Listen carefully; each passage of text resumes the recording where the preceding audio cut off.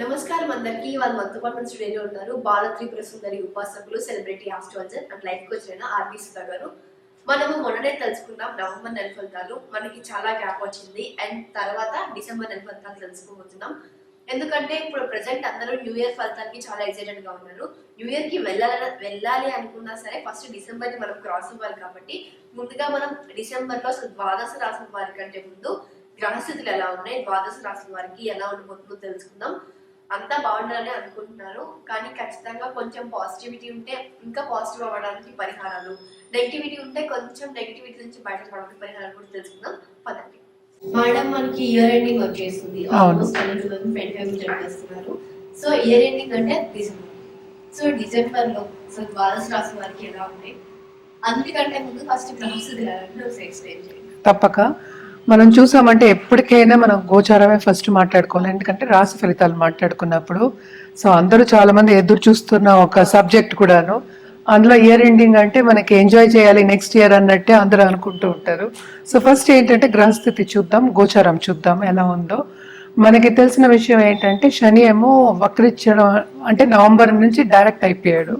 So కుంభంలో ఉన్నారు, major planet కదా ఆయన. సో శనీశ్వరుతోనే మొదలెడుతున్నారు అనమాట. రాహు ఏమో మనకి మీనంలో ఉన్నారు, కేతు ఏమో మనకి కన్యలో ఉన్నారు. ఈ నెల అంతా కూడా అక్కడే ఉంటున్నారు. అలాగే జూపిటర్ అంటే గురువు ఏంటంటే రిట్రోగ్రేడ్ లో ఉన్నారనమాట, ఆయన వృషభంలో ఉన్నారు. అలాగే మనం చూసాము అంటే మార్స్ ఏమో స్తంభనం, మనం మాట్లాడుకున్నాం కూడాను. ఇప్పుడేమో ప్రస్తుతం కర్కాటకంలో ఉన్నారు, ఆయన కూడా ఏంటంటే రిట్రోగ్రేడ్ అవుతున్నారు అనమాట ఈ నెలే. అలాగే మనం చూసామంటే మెర్కురీను సన్ ఏమో మనకి వృచ్చికంలో ఉన్నారు, అంటే సూర్యగ్రహము బుధ గ్రహం మనకేమో వృచ్చికంలో ఉన్నారు అనమాట. సన్ ఏంటంటే మనకి 15th డిసెంబర్కి మనకేమో ధనుస్కి వెళ్తున్నారు, అంటే సూర్యుడు. ఇప్పుడు రెండు కలిసి ఉన్నాయి కనుక కంబషన్ అవుతోంది. కంబషన్ ఏంటంటే కొంచెం స్తంభించిపోతుంది. ఇప్పుడు బిజినెసెస్ కానీ లేకపోతే ఏదైనా చెయ్యాలి అనుకున్న తొందరగా చేద్దాం ఇచ్చిపుచ్చుకోవడం కానీ ఇట్లాంటివన్నీ కొంచెం ప్రాబ్లమ్స్ ఉంటాయి అన్నమాట. కంబషన్ ఏమో ఎప్పుడంటే మనకి డిసెంబర్ 11th వెళ్ళిపోతుంది. అలాగే కంబషన్ వెళ్ళిపోయిన తర్వాత మెర్కురీ కూడా ఏంటంటే డైరెక్ట్ అవుతున్నారు అనమాట. సో ఆయన 16th డిసెంబర్కి డైరెక్ట్ అవుతున్నారు, రెట్రోగ్రేడ్లో ఉన్నారు ఇప్పుడు. అలాగే ఇంకోటి శుక్రగ్రహం, శుక్రుడేమో మనకి 2nd డిసెంబర్కి ఇప్పుడు ప్రస్తుతం ధనుసులో ఉన్నారు. 2nd డిసెంబర్కి మనకేమో మకరానికి వెళ్తున్నారు. అలాగే ఈ నెలే 28th డిసెంబర్కి కుంభానికి వెళ్తున్నారు అనమాట. సో కుంభంలో మనకి శనిను వీనస్ ఈ నెలలోనే కలిసి ఉంటున్నారు. అలాగే మూన్ అంటే మనకి తిరుగుతున్నాయి, 2 రోజులు ఒకసారి తిరుగుతూనే ఉంటారు కనుక ఎక్కువ మనం మాట్లాడుకోము. బట్ మేజర్ ఏంటంటే ఇప్పుడు మార్స్ ఏంటంటే retrograde, Mercury retrograde, Jupiter retrograde, అలాగే మార్స్ ఏమో ఏంటంటే నీచ పడడం అనేది కొంచెం ప్రాబ్లమాటిక్ అనమాట. అలాగే సన్ మూవ్ అయిన తర్వాత కొన్ని రాసుల వారికి చాలా బాగుంటుంది, కొన్ని రాసుల వాళ్ళకి అంత బాగుంది. ఎప్పుడు మనం మాట్లాడుకునేది మిశ్రమ ఫలితాలు మనం చెప్పుకుంటూ ఉంటాము. అలాగే జూపిటర్ కూడా రిట్రోగ్రేషన్ కూడా చాలా మందికి, అంటే కొన్ని రాసుల వారికి అంత బాగుంటుంది అనమాట. శని డైరెక్ట్ అయ్యారు కనుక కొంత ఏంటంటే విరామం అని చెప్తాం కదా, కొంచెం స్తంభించి అదే బ్రేక్ నుంచి ముందుకు వెళ్తారు అని చెప్పుకోవచ్చు అనమాట. ఇవి గ్రహస్థితులు.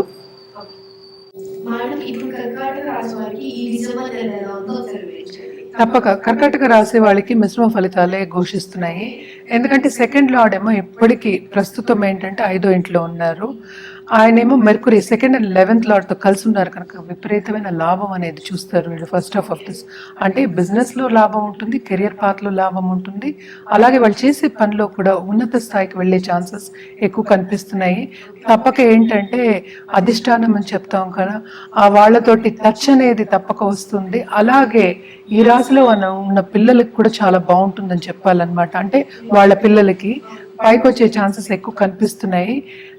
మెర్కురీ రిట్రోగ్రేషన్ అయినప్పటికీ కూడాను సో బాగానే ఉంటుందని చెప్పుకోవాలి. అదొకటి కాకుండా ఈ రాశిలోనే మనకి కుజుడేమో నీచపడి ఉన్నారు.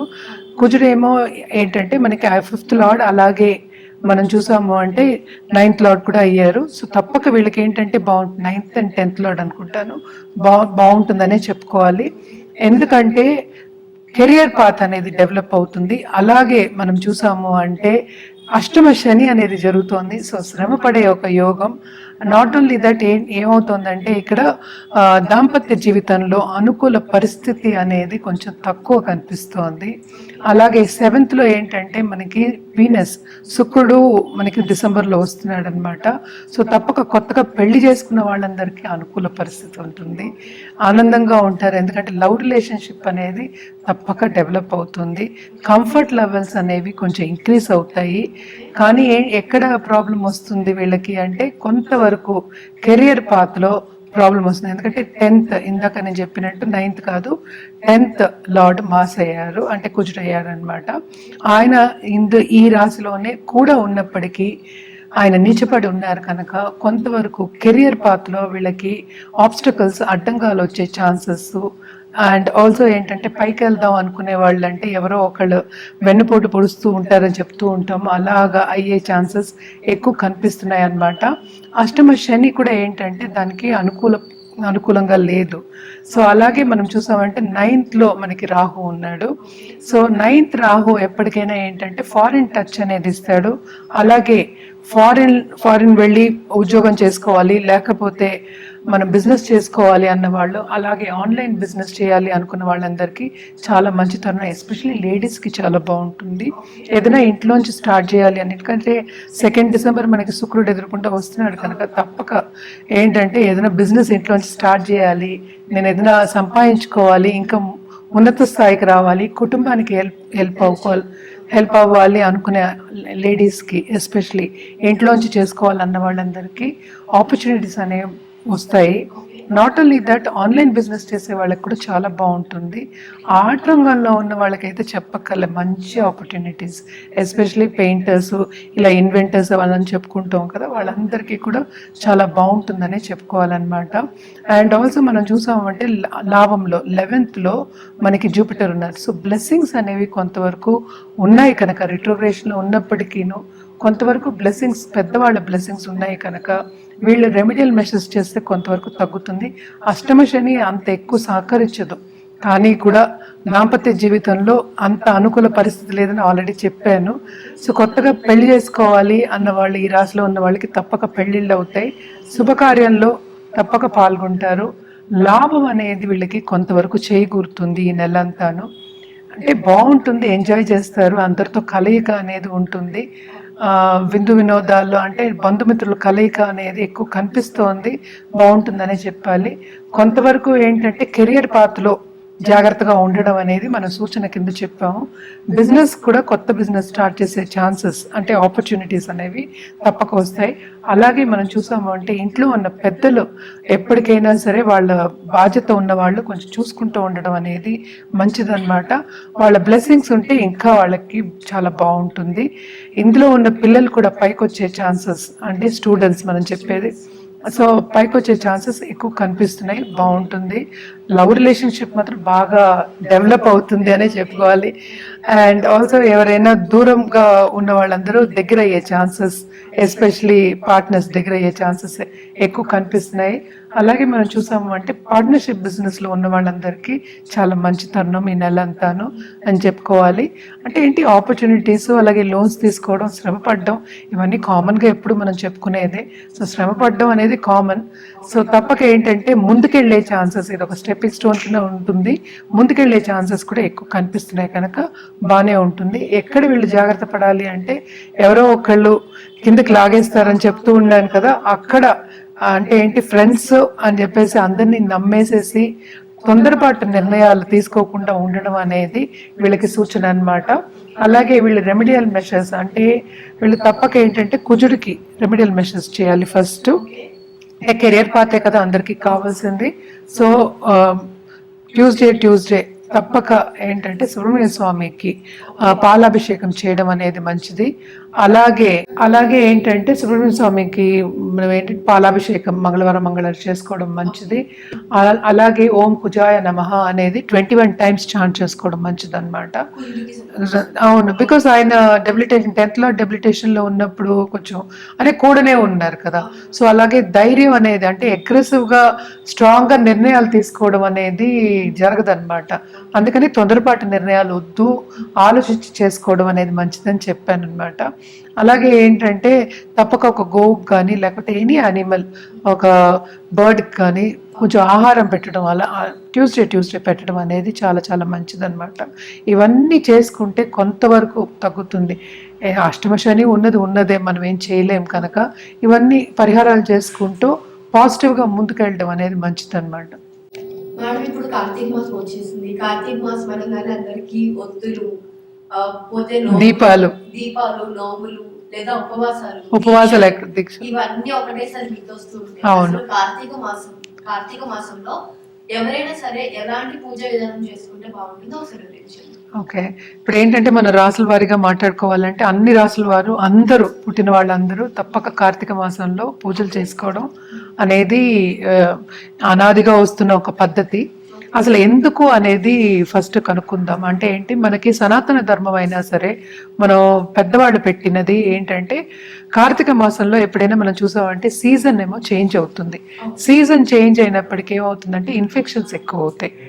ఎందుకంటే చలికాలంలో ఎండ ఉండదు, చలికాలము. అండ్ ఆల్సో ఏంటంటే డే అనేది షార్ట్ అవుతుంది, నైట్ అనేది లాంగ్ అవుతుంది, పెద్దగా అంటే ఏంటంటే 24 hours మనం డివిజన్ చేసుకుంటే అలా అవుతుంది కనుక.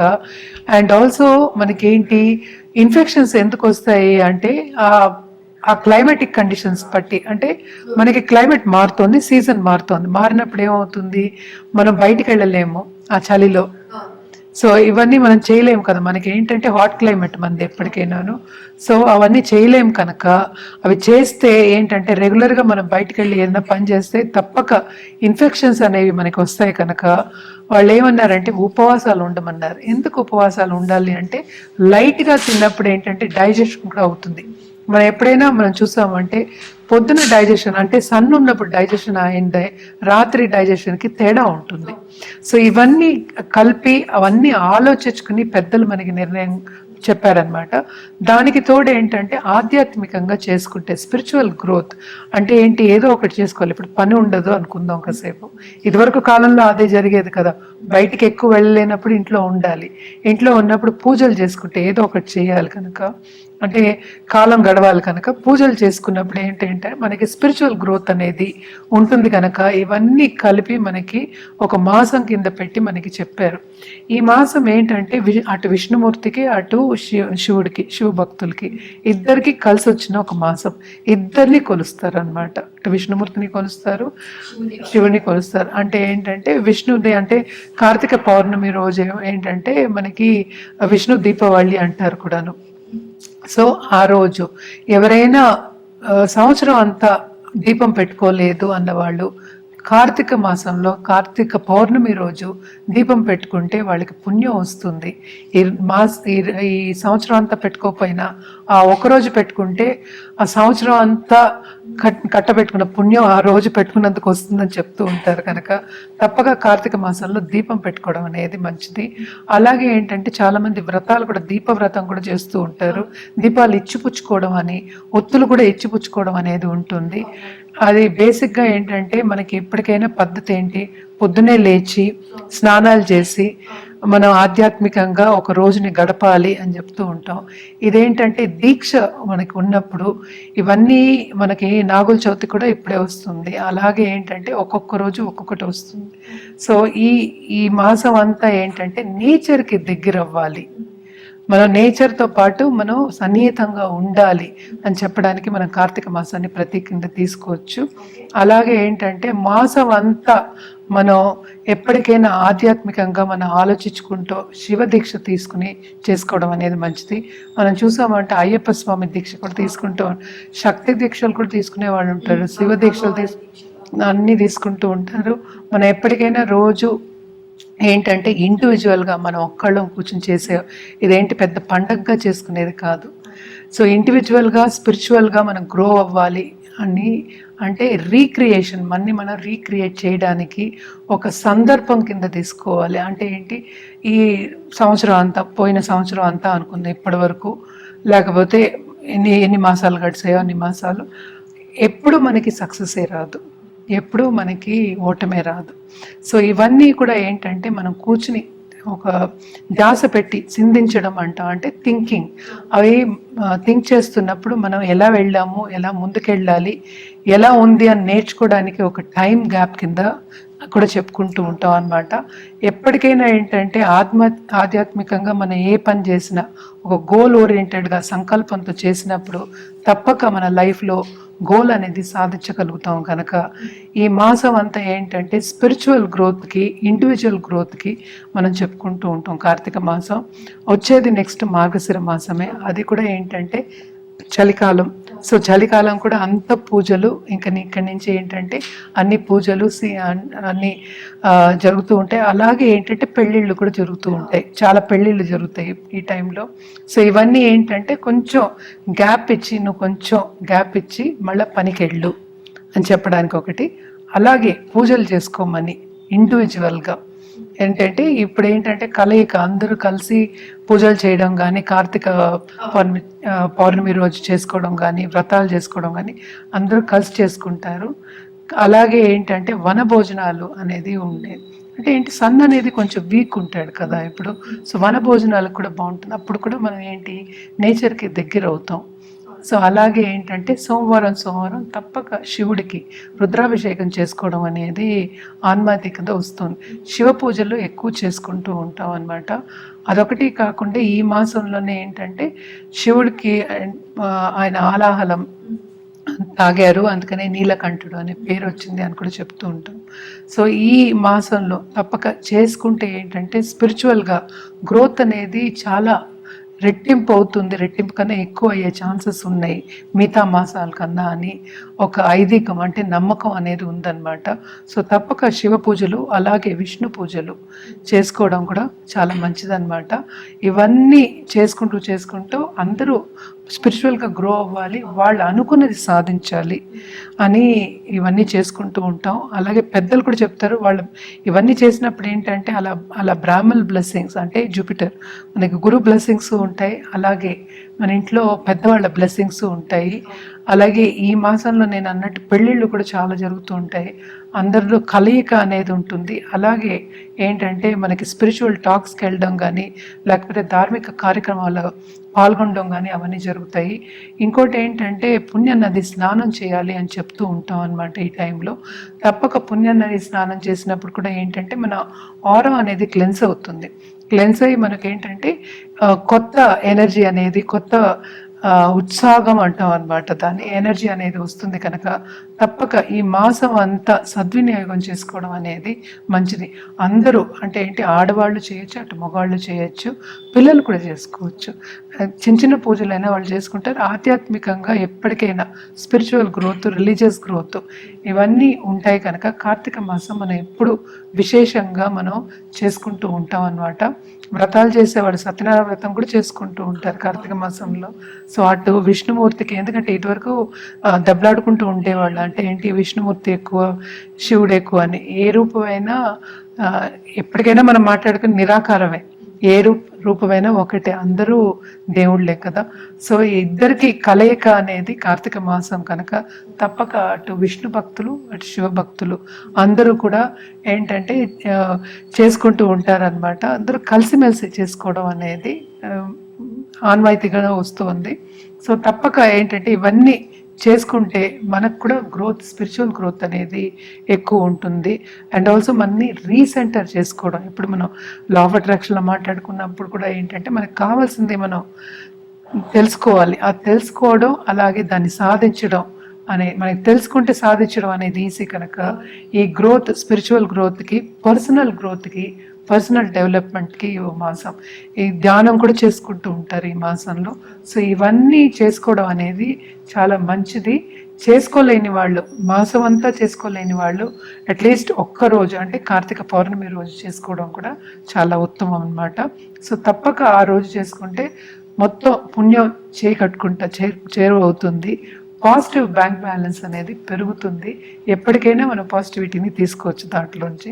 తప్పక చేసుకోండి, బాగుంటుంది. ఇప్పుడు చాలామంది ఏంటంటే నన్ను సంప్రదిస్తూ ఉంటారు, డేట్ ఆఫ్ బర్త్ లేదు, టైమ్ ఆఫ్ బర్త్ లేదు, ప్లేస్ ఆఫ్ బర్త్ లేదని సంప్రదిస్తూ ఉంటారు. కానీ ఏంటంటే దీంట్లోనే మనం ఒక పని చేయొచ్చు, అంటే హోరశాస్త్రం అనేది ఉందన్నమాట. హోరా పట్టి మనం మీరు అడిగే ప్రశ్నలకి ఆన్సర్ ఇవ్వడం అనేది జరుగుతుంది. ఎప్పటికైనా అది కరెక్ట్, అదొక శాస్త్రం అనమాట. సో తప్పక దాంతో మనం జాతకం వేసి మీది ఫ్యూచర్ ప్రెడిక్షన్స్ చేసి ఫ్యూచర్లో రెమెడియల్ మెషర్స్ ఇలా చేసుకోవాలని చెప్పినప్పుడు అది కరెక్ట్ అవుతుంది అనమాట. ఇది చాలామందికి కూడా మనం ఇచ్చున్నాము. సో హోర శాస్త్రం బట్టి ప్రశ్న బట్టి మనం ఏంటంటే డేట్ ఆఫ్ బర్త్ లేని వాళ్ళందరికీ చెప్పడం అనేది జరుగుతుంది. అదొకటి కాకుండా చాలామంది ఏంటంటే జాతిరత్నాలు వాళ్ళు ఏదో ఒకటి ఈ రోజు పుట్టాం కనుక పేరు బట్టి మీరు ఇవ్వండి అంటారు. సో పేరు బట్టి జాతకం ఎప్పుడు అవ్వదు. జాతకం బట్టి పేరు పెడతాం కానీ పేరు బట్టి జాతకం వేయడం అనేది it's not right according to me. అంటే ఏంటంటే ఎంతమందికో సేమ్ పేరు ఉంటుంది, సేమ్ అక్షరంతో స్టార్ట్ అవుతుంది, అందరికీ ఒకటే ఉండదు కదా. సో పేరు బట్టి ఈ నక్షత్రం అని చెప్పలేము కదా. సో డేట్ ఆఫ్ బర్త్ ఉన్న వాళ్ళకి తప్పక జాతకం వేసి కరెక్ట్గా చూసి తుల్యంగా చూసి, అంటే ఏంటి బాగా చూసి అనుకుందాం, కాసేపు చూసి చెప్పడం అనేది జరుగుతుంది. అంటే జాతకం చెప్పడం అనేది జరుగుతుంది, వాళ్ళకి కావాల్సిన రెమెడియల్ మెషర్స్ చెప్పడం అనేది జరుగుతుంది. అది లేని పక్షాన్ని ప్రశ్న మార్గానికి వెళ్తాము. దాన్ని బట్టి మనం ఏంటంటే మనం జాతకం చెప్పడం జరుగుతుంది, రెమెడియల్ మెషర్స్ చెప్పడం జరుగుతుంది, అలాగే జాతిరత్నాలు ఏం వేసుకోవాలి అని చెప్పడం జరుగుతుంది. కనుక తప్పక అవన్నీ కరెక్ట్ అవుతాయి. మనం చాలామందికి ఇచ్చున్నాం కూడాను. లేకపోతే అలాగే ఏంటంటే టైం కరెక్షన్ కూడా చేయగలం అనమాట. కొంతమందికి ఏంటంటే డేట్ ఆఫ్ బర్త్ ఉంటుంది, టైం ఉండదు. సో ఆ టైం కరెక్షన్ కూడా మనం ఏంటంటే ఆ దశల్ని బట్టి మనం టైం కరెక్షన్ కూడా చేయడం అనేది జరుగుతుంది. ఈ కాలంలో అందరూ ఏంటంటే బర్త్ అవ్వగానే మనం చూసేస్తున్నారు, జాతకాలు వేసేసుకుంటున్నారు. కానీ కొంతమందికి అంటే ఊళ్ళల్లో ఉండే వాళ్ళందరూ సంప్రదిస్తూ ఉంటారనమాట ఫోన్ చేసి, నేను ఈ స్టోన్ వేసుకున్నాను, నాకేమో మంచి జరగలేదు అంటారు. సో పేరు బట్టి ఇచ్చినప్పుడు ఎప్పుడైనా సరే నా పేరు ఇది అని పేరు బట్టి ఆ అక్షరం పట్టి ఇచ్చినప్పుడు ఏమవుతుందంటే ఎప్పుడు కరెక్ట్ కాదనమాట. తప్పయ్యే ఛాన్సెస్ ఎక్కువ కనిపిస్తాయి. మనం కరెక్ట్ రెమెడియల్ మెషర్స్ కానీ కరెక్ట్గా ఏంటంటే ఒకటి ప్రిడిక్షన్ చేయడం కానీ ఫ్యూచర్లో ఏమవుతుందని చెప్పడం కానీ జరగడం కొంచెం తక్కువ ఉంటుంది. కనుక తప్పక ప్రశ్న మార్గం వెళ్ళడం అనేది బెస్ట్, అలాగే హోరశాస్త్రంకి వెళ్ళడం బెస్ట్ అన్నమాట. ఇవన్నీ చేయొచ్చు. ఎవరికైనా కావాలంటే తప్పక కింద స్క్రోల్ అయ్యే నంబర్కి అలాగే ఈమెయిల్ ఐడికి సంప్రదించండి.